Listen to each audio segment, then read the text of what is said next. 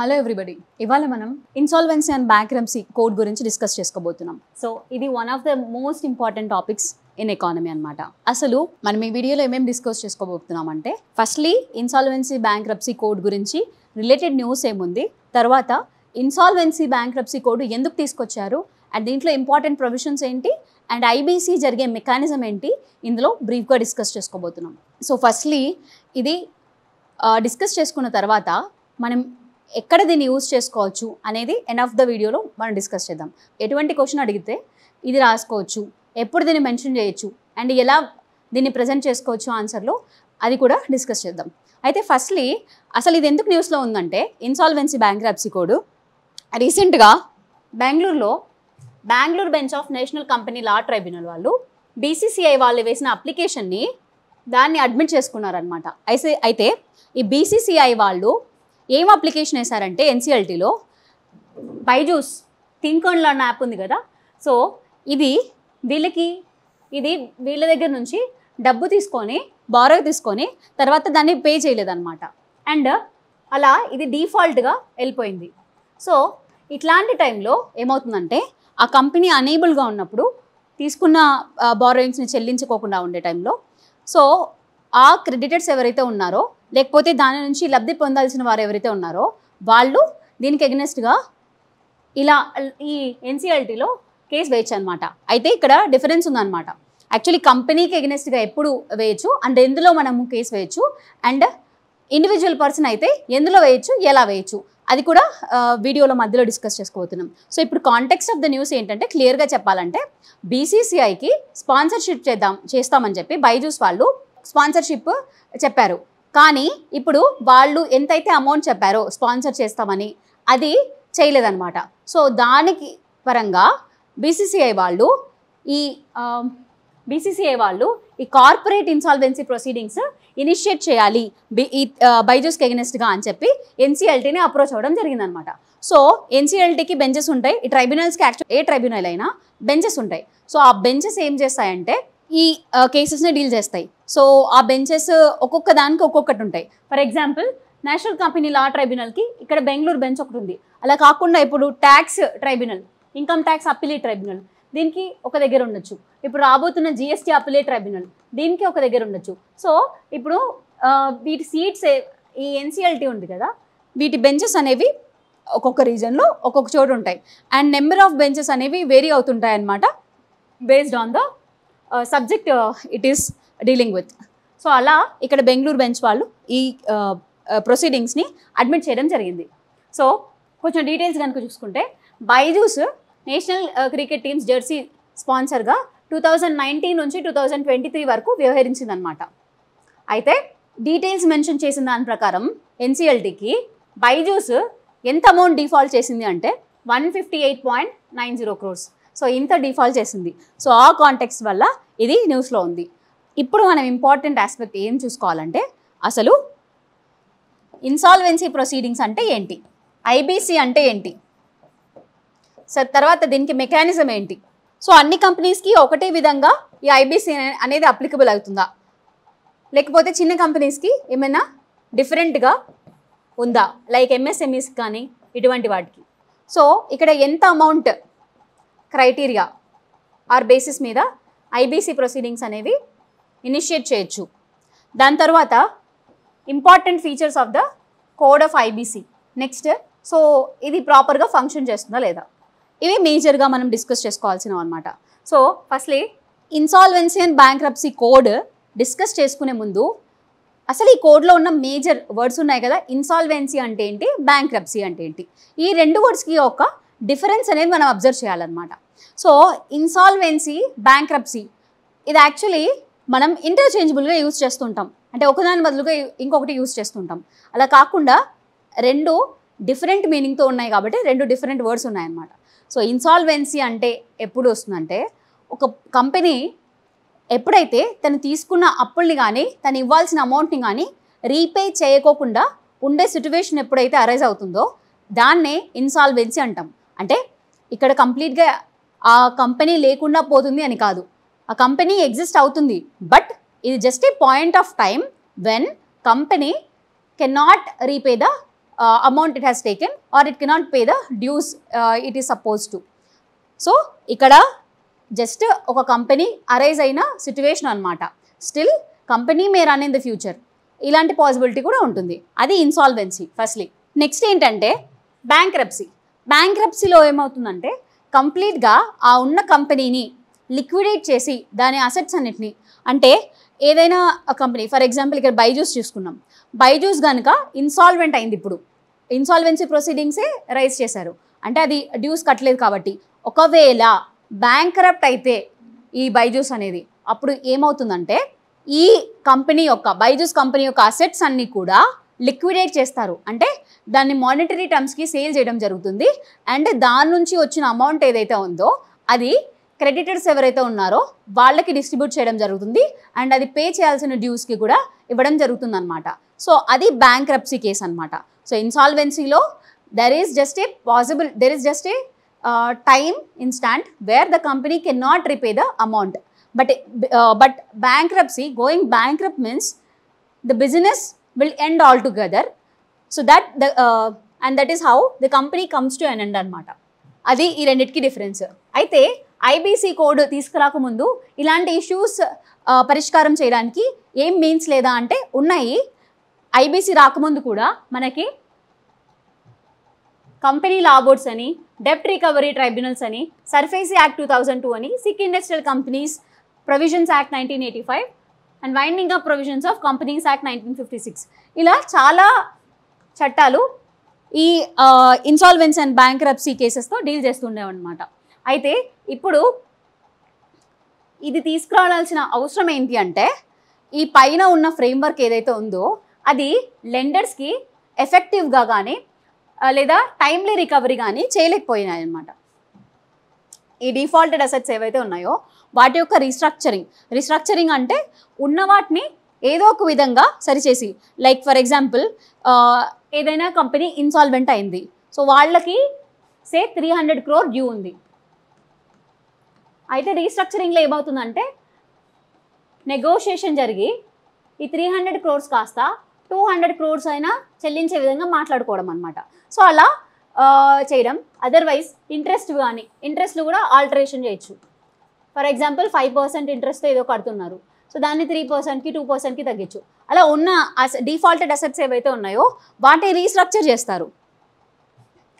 ఆ రీస్ట్రక్చరింగ్ అనేది existing frameworks before IBC తీసుకురాకముందు ఈ ఫ్రేమ్వర్క్స్ ఏవి దీన్ని సరిగ్గా అడ్రస్ చేయలేకపోయినాయి.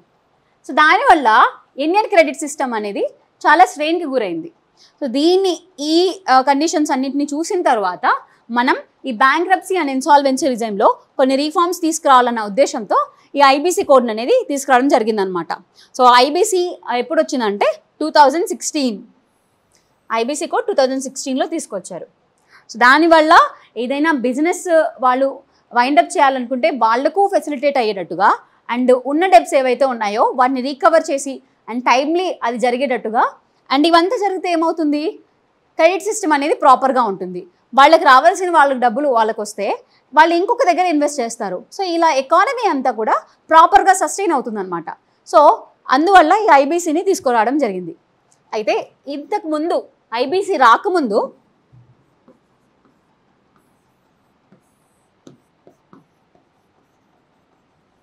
ఐబీసీ వచ్చిన తర్వాత చూసుకున్నట్టయితే ఐబీసీ రాకముందు రెజల్యూషన్ ఏదైనా చేయాలంటే ఇన్సాల్వెన్సీ ఇనిషియేటివ్స్ ఇన్సాల్వెన్సీ ప్రొసీడింగ్స్ ఏమైనా చేయాలంటే అది ఎవరు స్టార్ట్ చేయాల్సి ఉండేదంటే డెబిటర్. కానీ ఐబీసీ వచ్చిన తర్వాత ఇది క్రెడిటర్ అయినా చేయొచ్చు లేదా డెబిటర్ అయినా చేయొచ్చు. సో అది మేజర్ డిఫరెన్స్. ఈ ఇన్సాల్వెన్సీ ప్రొసీడింగ్స్ ఇనిషియేట్ చేసేది ఐబీసీ తీసుకురావడం వల్ల అది క్రెడిటర్ కూడా చేయొచ్చు అనే ప్రొవిజన్ని ఇందులో ప్రవేశపెట్టడం జరిగిందనమాట. నెక్స్ట్, సో ఈ ఐబీసీలో ఏమవుతుందంటే అసలు ఈ మెకానిజం ఎలా జరుగుతుంది అంటే ఇనిషియల్గా ఐబీసీ ప్రొసీడింగ్స్ జరిగేటప్పుడు మేజర్గా మనకి ఇంపార్టెంట్ పీపుల్ ఎవరెవరు ఉన్నారంటే క్రెడిటర్స్ ఒకరు, డెబిటర్స్ ఒకరు, ఎన్సిఎల్టీ ఒకటి, తర్వాత ఇన్సాల్వెన్సీ ప్రొఫెషనల్స్ అనమాట, ఐపీ అంటాం. సో వాళ్ళు ఇంట్రిమ్ ఉంటారు, తర్వాత ఫైనల్ వాళ్ళు ఉంటారు వీళ్ళు. తర్వాత ఈ క్రెడిటర్స్ అందరూ కూడా కలిసి ఒక కమిటీ లాగా ఏర్పడతారు. సో వాళ్ళు క్రెడిటర్స్ కమిటీ ఆఫ్ క్రెడిటర్స్ ఉంటారు.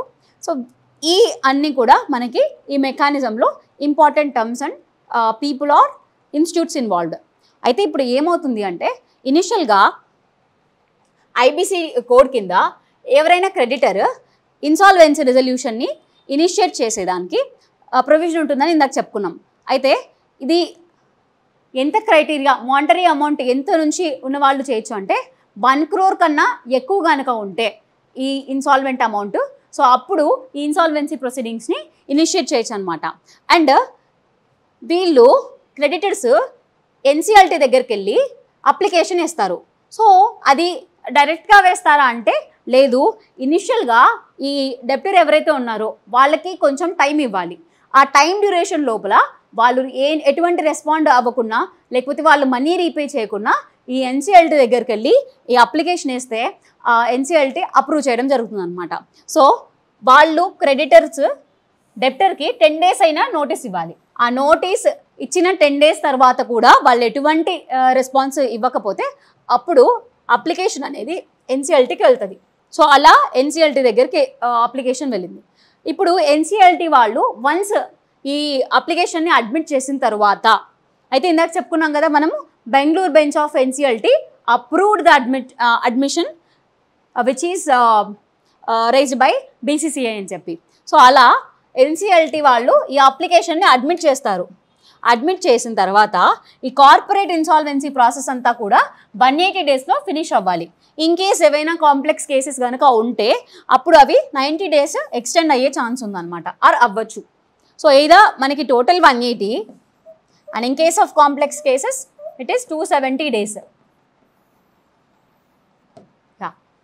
సో ఈ టైంలో ఎన్సిఎల్టీ ప్రపోజల్స్ని వింటుందన్నమాట. అంటే ఆ కంపెనీ యొక్క రివైవల్ అవ్వడానికి, తర్వాత ఆ company future course of action decide చేయడానికి వాళ్ళు చెప్పే హియరింగ్స్ అన్నిటినీ, ప్రపోజల్స్ అన్నిటినీ ఎన్సిఎల్టీ వింటుంది. ఇలా మనకి డిసిషన్ తీసుకున్న తర్వాత ఫైనల్గా ఆ కంపెనీ ఫర్దర్ ఫ్యూచర్ ఎలా ఉంటుంది అనేది డిసైడ్ అవ్వడం జరుగుతుంది. అయితే ఈ కార్పొరేట్ ఇన్సాల్వెన్సీ రిజల్యూషన్ ప్రాసెస్ అనేది టోటల్గా ఇలా చెప్పుకున్నాం 270 days అని చెప్పి. అదే ఇన్ కేస్ ఏవైనా లీగల్ ప్రొసీడింగ్స్ కనుక ఇన్వాల్వ్ అయి ఉంటే సో వాటిలో 330 days టైం డ్యూరేషన్ ఉంటుందన్నమాట. ఇన్ కేస్ ఇంకా కొంచెం టార్డీ లీగల్ ప్రొసీడింగ్స్ ఉంటే అప్పుడు 330 daysకి మించి కూడా ఉండొచ్చు. సో ఇది నార్మల్గా. అండ్ లీగల్ ప్రొసీడింగ్స్ ఇన్వాల్వ్ అయిన డేస్లో అయితే ఎన్నో కేసెస్లో అయితే 330 అండ్ బియాండ్.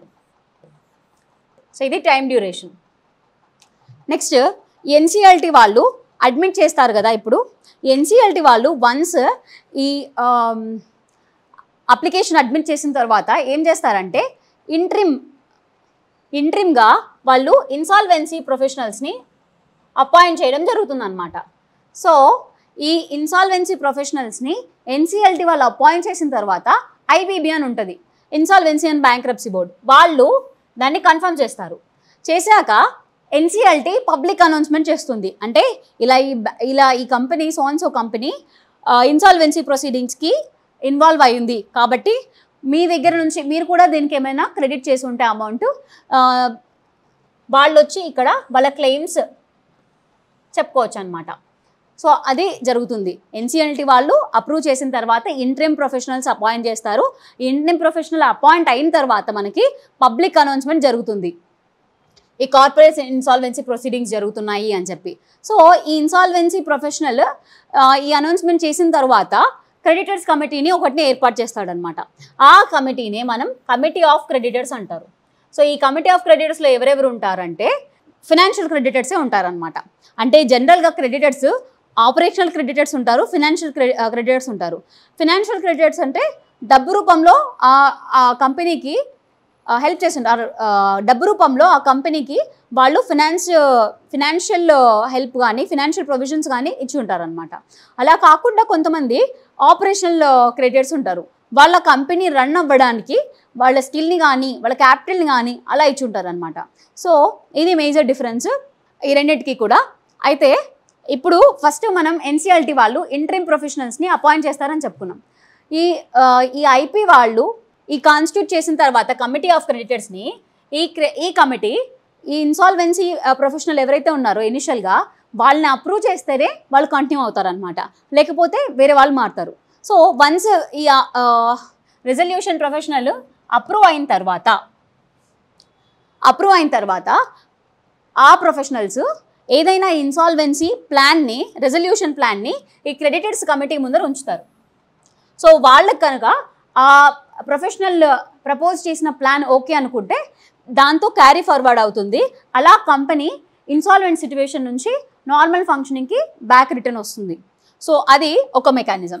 ఇన్ కేస్ అలా కాకపోతే వాళ్ళు కనుక వీళ్ళు ప్రపోజ్ చేసిన ప్లాన్తో కాంప్లైంట్ కాకపోతే there is a chance to go for liquidation. అంటే వాళ్ళ అసెట్స్ని మొత్తం తీసేసుకొని ఆ అసెట్స్ నుంచి వచ్చిన అమౌంట్ ఏదైతే ఉందో దాన్ని తీసుకొని క్రెడిటర్స్కి ఇవ్వడం జరుగుతుంది అనమాట.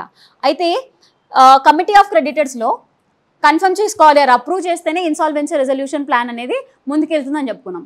అయితే అందరూ అప్రూవ్ చేయాలా ఈ ప్లాన్ని అంటే అట్లీస్ట్ 66% మెజారిటీ ఓటింగ్ బై వాల్యూతో దీన్ని అప్రూవ్ చేయాలి, అప్పుడే ఇది ఫార్వర్డ్ వెళ్తుంది అనమాట. సో ఇది దీని గురించి. అండ్ వీళ్ళు అప్రూవ్ చేశాక ఈ రెజల్యూషన్ ప్లాన్ అనేది ఎన్సిఎల్టీకి పంపిస్తారు for final approval. So first committee of creditors approve చేస్తారు, దాని తర్వాత ఎన్సిఎల్టీ అప్రూవ్ చేస్తుంది. అండ్ వన్స్ ఎన్సిఎల్టీ కూడా అప్రూవ్ చేసినట్టయితే అప్పుడు దాన్ని ఇంప్లిమెంటేషన్లోకి ఉంచుతారు. ఒకవేళ ఇందాక చెప్పుకున్నట్టు ఎటువంటి రిజల్యూషన్ ప్రాసెస్ అనేది డిసైడ్ కాకపోతే ఆర్ ఈ కమిటీ ఆఫ్ క్రెడిటర్స్ ఆ రెజల్యూషన్ ప్లాన్ని అప్రూవ్ చేయకపోతే దెన్ వీళ్ళ అసెట్స్ అన్నీ కూడా లిక్విడేట్ అవుతాయి ఈ డెప్ట్ రీపే చేయడానికి. సో ఇలా మనకి మెకానిజం ఉంటుందన్నమాట. సో సింపుల్గా మనకి ఫస్ట్ పేమెంట్ డిఫాల్ట్ జరుగుతుంది, దాని తర్వాత insolvency resolution creditor or debtor చేస్తాడు. అండ్ ఇక్కడ మనకి ఎన్ని డేస్ నోటీస్ ఇస్తారని చెప్పుకున్నాం, 10 days నోటీస్ కదా. సో ఇక్కడ 10 days నోటీస్ ఇస్తారని చెప్పుకున్నాం. యా ఇక్కడ ఉంది. సో 10 days నోటీస్ తర్వాత ఎన్సిఎల్టీలో అప్లికేషన్ ఇస్తారు. ఎన్సిఎల్టీ వన్స్ ఒప్పుకున్న తర్వాత ఇన్సాల్వెన్సీ ప్రొఫెషనల్స్ని ఇంటరీమ్గా అపాయింట్ చేస్తుంది. సో వీళ్ళు ఈ ఇన్సాల్వెన్సీ ప్రొఫెషనల్స్ కమిటీ ఆఫ్ క్రెడిటర్స్ని కాన్స్టిట్యూట్ చేస్తారు. అండ్ ఈ ఇన్సాల్వెన్సీ ప్రొఫెషనల్స్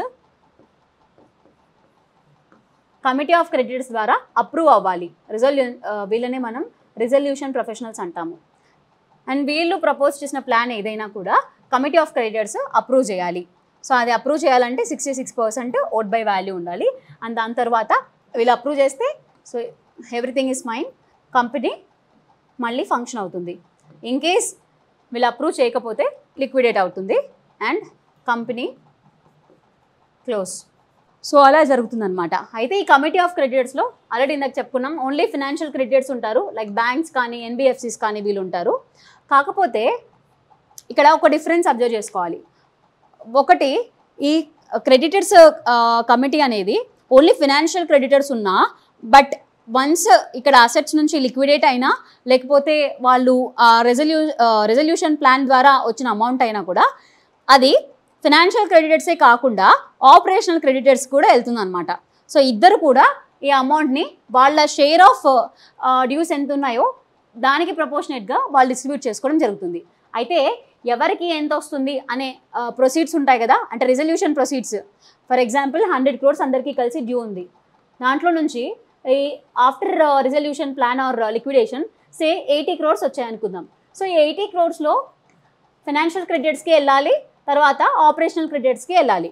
సో ఈ ఎవరికి ఎంత వెళ్ళాలి అనేది ఓన్లీ కమిటీ ఆఫ్ క్రెడిటర్స్ వాళ్ళు మాత్రమే డిసైడ్ చేస్తారనమాట.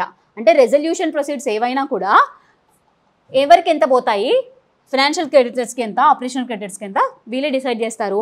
అండ్ ఇందులో ఎన్సిఎల్టీ మాత్రం ఎటువంటి అథారిటీ ఉండదు. It will not have any say unless ఒకవేళ ఏదైనా డిసీవింగ్ కానీ లేకపోతే ఏదైనా ఇంప్రాపర్గా ఇల్లీగల్గా జరుగుతుంది అనేటప్పుడు తప్ప ఇది ఇన్వాల్వ్ కాదనమాట.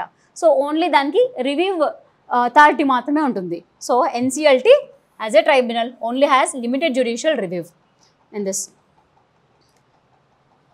Yeah, so financial creditor, operational creditor or a corporate debtor. So insolvency ప్రొసీడింగ్స్ని ఫినాన్షియల్ క్రెడిటరే రైజ్ చేయాల్సిన అవసరం లేదు, అది కార్పొరేట్ డెబ్టర్ అయినా చేయొచ్చు, ఆపరేషనల్ క్రెడిటర్ అయినా చేయొచ్చు, లేకపోతే ఫినాన్షియల్ క్రెడిటర్ అయినా చేయొచ్చు అనమాట. అయితే ఇక్కడ మనకి ఈ టోటల్ ఐబీసీ మెకానిజంలో 4 ఇంపార్టెంట్ ఇన్స్టిట్యూషనల్ ఇన్ఫ్రాస్ట్రక్చర్స్ ఉన్నాయి. అందులో ఒకరు ఏంటంటే క్లాస్ ఆఫ్ రెగ్యులేటెడ్ పర్సన్స్, వాళ్ళే none other than insolvency professionals అనమాట. సో వీళ్ళు ఈ బ్యాంక్రప్సీ ప్రాసెస్లో ఇంపార్టెంట్ రోల్ ప్లే చేస్తారు. అండ్ వాళ్ళని ఎవరైనా రెగ్యులేట్ చేస్తారా అంటే రెగ్యులేట్ చేసేది ఇన్సాల్వెన్సీ ప్రొఫెషనల్ ఏజెన్సీస్ అనమాట. And second, industry of information utilities. అంటే ఇప్పుడు క్లెయిమ్స్ చేసుకోవచ్చు వన్స్ ప్రొసీడింగ్స్ గురించి అనౌన్స్ చేసిన తర్వాత అని చెప్పుకున్నాం. అయితే ఈ క్లెయిమ్ చేసుకునేటప్పుడు so there is every possibility that some X person comes here and claims that he has also given some money. So అలాంటప్పుడు అది నిజంగా ఇచ్చారా, ఇచ్చుంటే ఎంత ఇచ్చారు అనేది మనకు తెలియదు. కాబట్టి దానికి రిగార్డింగ్ ఇన్ఫర్మేషన్ అంతా ఉంటుందన్నమాట. వాటిని ఇన్ఫర్మేషన్ యూటిలిటీస్ అంటాం. సో ఇక్కడ లెండర్స్కి సంబంధించిన కొన్ని facts and terms of lending అవన్నీ కూడా ఎలక్ట్రానిక్ డేటాబేస్లో స్టోర్ అయి ఉంటాయి. సో ఇది సెకండ్ది. థర్డ్ ఏంటంటే అడ్జుడికేషన్ గురించి. సో మనం ఇందాక చెప్పుకున్నాం స్టార్టింగ్లో ఆఫ్ ద డిస్కషన్, అసలు ఏ టైంలో మనం ఎన్సీఎల్టీని అప్రోచ్ అవ్వచ్చు, ఇండివిజువల్ కేసులో అయితేనా లేకపోతే కంపెనీ అయితేనా. సో ఇది చూసుకుంటే ఎన్సీఎల్టీ బేసిక్గా వేటి అడ్జుడికేషన్ గురించి డీల్ చేస్తుందంటే ఇన్సాల్వెన్సీ ఆఫ్ కంపెనీస్ అనమాట. సో ఇప్పుడు థింక్ అండ్ లెర్న్, బైజూస్ అనేది కూడా కంపెనీ కాబట్టి ఎన్సీఎల్టీ డీల్ చేసింది. అదే in case of individual insolvencies, for example నేను కొంతమంది లెండర్స్ దగ్గర బారోయింగ్ తీసుకున్న తర్వాత ఇన్సాల్వెంట్ అయితే, సో అప్పుడు ఇది ఇండివిజువల్ కేస్ కాబట్టి అది ఎవరు డీల్ చేస్తారంటే డెబ్ట్ రికవరీ ట్రైబ్యునల్స్ ఇవి డీల్ చేస్తాయి అన్నమాట. సో ఈ 2 ఇన్స్టిట్యూట్స్కి కూడా మళ్ళీ అపిలేట్ బాడీస్ ఉన్నాయి. ఎన్సీఎల్టీకి అయితే ఎన్సీఎల్టీ అపిలేట్ ట్రైబ్యునల్ ఉంది, మళ్ళీ డెబ్ట్ రికవరీ ట్రైబ్యునల్కి డెబ్ట్ రికవరీ అపిలేట్ ట్రైబ్యునల్ ఉందన్నమాట. సో ఇది ఐబీసీ గురించి క్లియర్గా ఈ 3 ఇన్స్టిట్యూషనల్ ఇన్ఫ్రాస్ట్రక్చర్ చెప్పుకున్నాం. 4th వన్ ఎవరంటే రెగ్యులేటర్. అయితే IBBI, insolvency and bankruptcy board of India అనే ఒక బాడీ ఉంటుంది. అది ఇన్సాల్వెన్సీ ప్రొఫెషనల్స్ని, ప్రొఫెషనల్ ఏజెన్సీస్ని, ఇన్ఫర్మేషనల్ యూటిలిటీస్ని ఈ పైన చెప్పుకున్నాం కదా, వీటన్నిటిని కూడా రెగ్యులేట్ చేస్తున్న బాడీ ఏదైనా ఉందా అంటే అదే insolvency and bankruptcy board of India. So ఇంకా ఈ ఇన్సాల్వెన్సీ ప్రొసీడింగ్స్ జరిగిన తర్వాత క్రెడిటర్ డెబ్టర్కి కాకుండా అందులో వర్క్ చేసే వాళ్ళు ఉంటారు, ఎంప్లాయీస్ ఉంటారు. వాళ్ళకి ఎన్నో రోజుల నుంచి ఇలాంటి కేసు ఒకటి నడుస్తుంది అంటే, ఇన్సాల్వెంట్ అవుతుంది అంటే, సో అక్కడ డెఫినెట్గా ఆ ఎంప్లాయీస్కి ఖచ్చితంగా శాలరీస్ అందుతున్నాయా లేదా అని మనం చెప్పలేం. ఎందుకంటే అంత కష్టమైన కంపెనీ ఫినాన్షియల్గా ఉన్నప్పుడు. సో అక్కడ chances are huge that employees వాళ్ళ శాలరీ రిసీవ్ చేసుకోలేకపోతుంటారు. సో అందువల్లనే ఈ కోడ్ ఇంకా వర్కర్స్ రైట్ని కూడా ప్రొటెక్ట్ చేస్తుంది. ఎలా అంటే వాళ్ళకి 24 months శాలరీస్ని పే చేయడంలో ఫస్ట్ ప్రియారిటీ అనేది ఇస్తుంది అనమాట. దాని తర్వాత ఇన్సాల్వెన్సీ బ్యాంక్రప్సీ కోడ్ అనేది కంపెనీస్కి అప్లికబుల్ అవుతుంది అని చెప్పుకున్నాం, ఇండివిజువల్స్ కూడా, బట్ ట్రైబ్యునల్స్ డిఫరెంట్ అని చెప్పుకున్నాం. అయితే ఈ ఐబీసీ కోడ్ అనేది దేనికి అప్లికబుల్ కాదు అంటే, ఫస్ట్లీ కమర్షియల్ బ్యాంక్స్కి అప్లికబుల్ కాదు, కోఆపరేటివ్ అండ్ రీజనల్ రూరల్ బ్యాంక్స్కి, ఎన్బిఎఫ్సిస్కి, ఇన్సూరెన్స్ కంపెనీస్కి, పెన్షన్ ఫండ్స్కి, సెక్యూరిటీ మార్కెట్ ప్లేయర్స్కి, వీళ్ళకి ఎవరికి కూడా అప్లికబుల్ కాదనమాట. అయితే మధ్యకాలంలో ఎన్బిఎఫ్సిస్ కూడా ఇలాంటి ఇన్సాల్వెంట్ అయ్యే కేసెస్ ఎక్కువ వస్తున్నాయి. సో దానికి వల్ల ఈ ministry of corporate affairs special పవర్స్ని యూజ్ చేసుకొని అండర్ సెక్షన్ 227 ఆర్బీఐని కన్సల్ట్ అయింది. ఆర్బీఐని కన్సల్ట్ అయ్యి అండ్ ఏ ఎన్బిఎఫ్సిస్ అయితే అసెట్ సైజు 500 crores కన్నా ఎక్కువ ఉన్నాయో వాటికి ఈ ఐబీసీని అప్లికబుల్ చేద్దాము, ఈ రెజల్యూషన్ని అప్లికబుల్ చేద్దాము అని చెప్పి పర్మిషన్ తీసుకొని వీటిని కూడా ఈ యాంబిట్లో తీసుకొచ్చింది అనమాట. అయితే ఇక్కడ ఎన్బిఎఫ్సిస్ని ఈ ఇన్సాల్వెన్సీ ప్రొసీడింగ్స్ జరిపించాలనుకున్నా కూడా మళ్ళీ ఆ ఇనిషియేషన్ ఆర్బీఐకి అప్లికేషన్ వేసిన తర్వాతనే జరిపించవచ్చు. అండ్ ఇలాంటి ఫస్ట్ కంపెనీ ఏదంటే ఎన్బిఎఫ్సిస్లో లైక్ ఈ ఐబీసీ కింద డీల్ అయింది డిహెచ్ఎఫ్ఎల్ అనమాట. అయితే ఇప్పుడు వీటికి అప్లికబుల్ కాదు అని చెప్పుకున్నాం ఐబీసీ. సో వీటి కోసం ఏదైనా డిఫరెంట్ మెకానిజం ఉందా అంటే ఇప్పటివరకు లేదు. బట్ గవర్నమెంట్ చాలా సంవత్సరాల ముందు వీటిని డీల్ చేయడానికి డిఫరెంట్ ఫ్రేమ్వర్క్ తీసుకొద్దామని ఆలోచిస్తూ ఉందన్నమాట. సో దానికి వచ్చిన బ్యాక్లాష్ వల్ల దాన్ని ఇంప్లిమెంట్ చేయలేకపోయారు. సో అదేంటంటే financial resolution and deposit insurance bill. So ఇది గవర్నమెంట్ ప్లాన్ చేసింది 2018లోనే ఇంట్రడ్యూస్ చేద్దామని. బట్ దీన్ని ఇంప్లిమెంట్ చేయలేదు. ఎందుకంటే చాలా ప్రొటెస్ట్ జరిగాయి. ఇందులో బెయిల్ ఇన్ క్లాస్ అని ఉందన్నమాట. ఈ బెయిల్ ఇన్ క్లాస్ బాగా కాంట్రవర్సీ అవ్వడం వల్ల ఈ బిల్ని ఇంట్రడ్యూస్ చేయలేకపోయిందన్నమాట.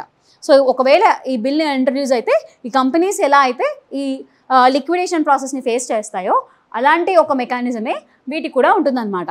అయితే ఈ కాంట్రవర్సీ ఎందుకు అయ్యింది అంటే సో ఈ బిల్ ప్రకారం ఈ బెయిల్ ఇన్ క్లాస్ ఏం చెప్తుందంటే ఇక్కడ ఉన్న డిపాజిటర్స్ ఎవరైనా ఈ బ్యాంక్స్లో వాళ్ళు they have to undergo some cut. అంటే వాళ్ళ డిపాజిట్ ఎంతైతే ఉందో దాంట్లో కొంత అమౌంట్ దీనికి కేటాయించడం జరుగుతుందన్నమాట. సో అందువల్లనే అది కాంట్రవర్సీ అయింది. So important features of the IBC చూసుకున్నట్టయితే ఇక్కడ ఈ మెకానిజం అంతా క్లియర్ కట్గా ఉంది కాబట్టి మెయిన్గా మనకి ఏమవుతుందంటే ఎఫెక్టివ్గా రిజల్యూషన్ అనేది లిక్విడేషన్ అనేది జరుగుతుంది అండ్ విత్ ఇన్ టైమే జరుగుతుంది అనమాట. So time bound and market linked resolution.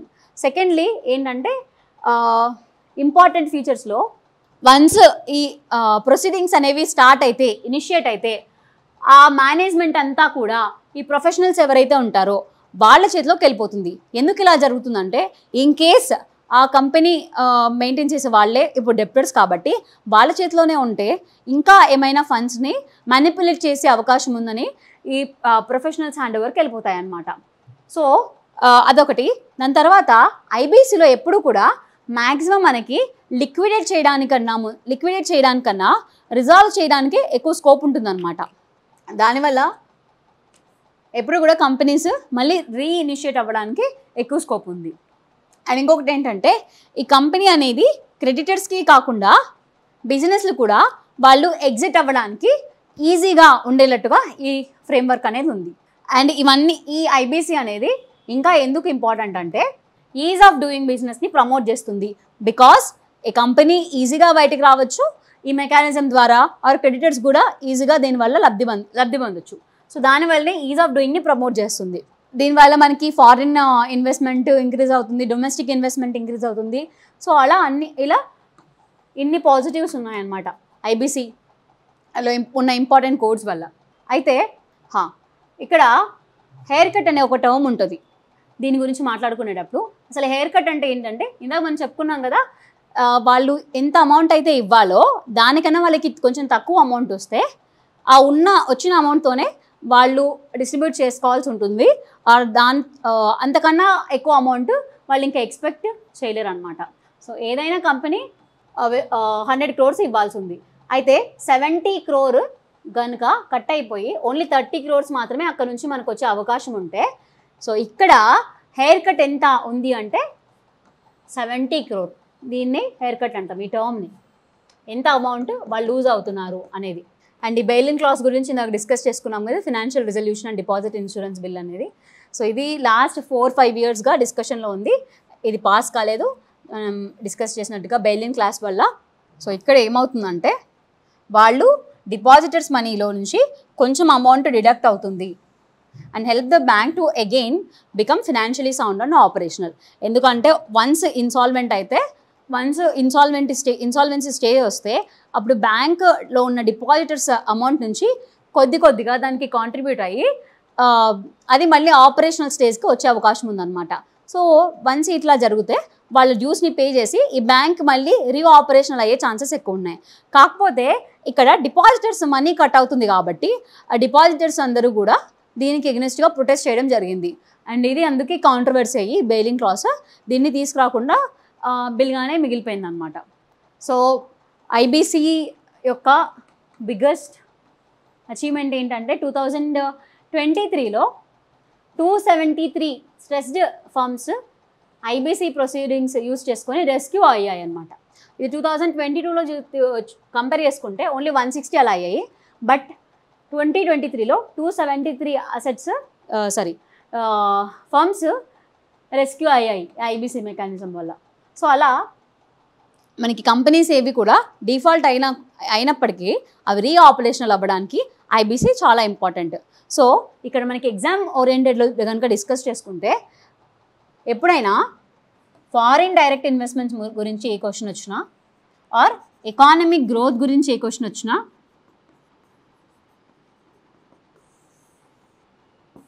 Are industrial companies గురించి ఏ క్వశ్చన్ వచ్చినా డైరెక్ట్గా మనకి ఐబీసీ అనేది మెన్షన్ చేసుకోవచ్చు. Mechanisms like IBC promoted ease of doing business, attracting high investments, easy exit, reavailable of credit in the economy. So ఈ points అన్నీ కూడా మెన్షన్ చేసుకోవచ్చు. అయితే ఇంకొక చిన్న పాయింట్ ఏంటంటే మనం 1 crore అంతకంటే ఎక్కువ ఉన్న కేసులో మాత్రమే ఐబీసీని ఇన్వోక్ చేసుకుంటాం. ఒకవేళ 1 crore కన్నా తక్కువ ఉంటే ఆర్ ఎంఎస్ఎంఈస్ లాంటి వాటికైతే 1 crore కన్నా తక్కువ ఉన్న ఎంఎస్ఎంఈస్ లాంటి వాటిలో అయితే వీటికి సపరేట్గా ప్రీ ప్యాకేజ్డ్ ఇన్సాల్వెన్సీ అనే దాన్ని ఒకటి తీసుకొచ్చారనమాట. సో ఇందులో ఐబీసీతో కంపేర్ చేస్తే కొన్ని డిఫరెంట్ ప్రొవిజన్స్ ఉన్నాయి. బీట్ టైం డ్యూరేషన్ కానీ లేకపోతే who can initiate insolvency proceedings ఇది కానీ. ఎందుకంటే అందులో చూసుకుంటే బోత్ కార్పొరేట్ డెబ్టర్స్ అండ్ క్రెడిటర్స్ ఇద్దరు కూడా ఇన్సాల్వెన్సీ ప్రొసీడింగ్స్ని ఇనిషియేట్ చేయొచ్చు. కాకపోతే ఈ ప్రీ ప్యాకేజ్ దాంట్లో ఏంటంటే ఓన్లీ డెబ్టర్స్ మాత్రమే దీన్ని ఇన్వోక్ చేసుకోవచ్చు అనమాట. అండ్ ఇక్కడ ఒక ఇన్సాల్వెంట్ అయిన కంపెనీని మళ్ళీ రన్ చేయడానికి, సో వేరే వాళ్ళకి సేల్ చేస్తారు కదా ఇన్సాల్వెంట్ అయిన కంపెనీ మళ్ళీ ఆపరేషన్ చేయడానికి, ఇక్కడ మోస్ట్లీ ఈ ఎవరైతే ఫర్మ్స్ ఉన్నారో ఆల్రెడీ దాన్ని ఆపరేట్ చేస్తున్న వాళ్ళకి ప్రిఫరెన్స్ అనేది ఇవ్వడం జరుగుతుంది అనమాట.